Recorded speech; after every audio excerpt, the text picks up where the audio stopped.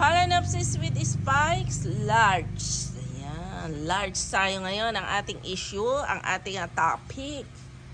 Ayan, topic natin ngayon is Phalaenopsis large. Ayan, ganyan po ang ginagawa kong pagtatanim. Para siyang nakahang. Ang gusto po ng Phalaenopsis ay ganito, nakahang. Nagbe-breathe siya, air sa air. Ayan, ano tawag dito? Air plant. Ayan.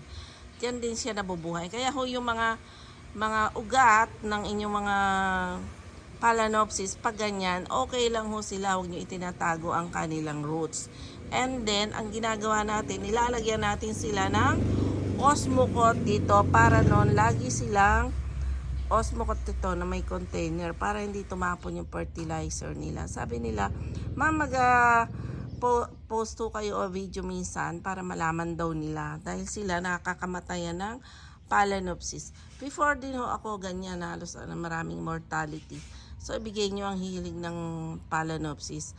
Ayan o, nag-supling na sila, nag-i-spike. And then, may Osmocote dito. Slow release fertilizer sila. Osmocote triple 14. Yan ho, ayan, almost nag-i-spike na sila. Blooming size ang tawag dito. Near blooming size, kaya may spike na yung iba. Ayan, yung iba, double spike. Ayan, kaswerte. O, diba? Double spike. Grabe, ang sosyal, o.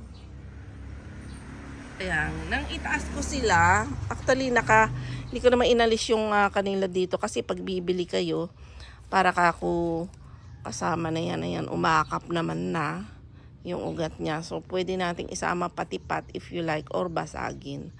Ayan. Tapos, inihan ko siya para no na pagbibili, madali na lang tanggalin. Pero kung kayo ay o-order nito, ilagay nyo sa pirming lalagyan para nun mas ayaw kasi nila ng ginagalaw. Ako galaw ng galaw. Ninagalaw pa ng mga pusa. Ayan, pero kahit ganon, tinan mo mga astig sila o nagkakaroon na sila ng spikes.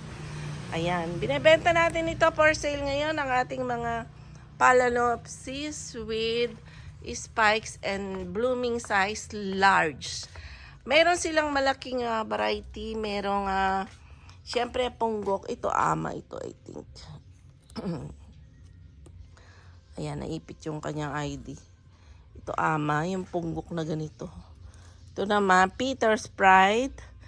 Yun naman isa Peter's Pride. Iba-iba sila ng ID. Peter's Pride.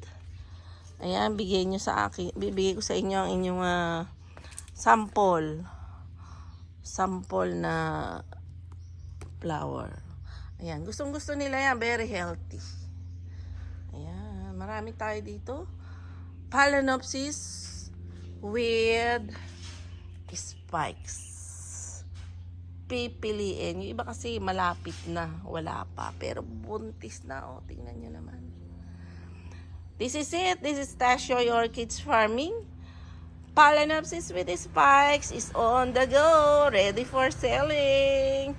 Ayan, kayo na ang magpabulaklak. Pag nagbulaklak yan, mahal na. Hanggang mura, bumili na kayo. Location natin, San Antonio, Nueva Ecija.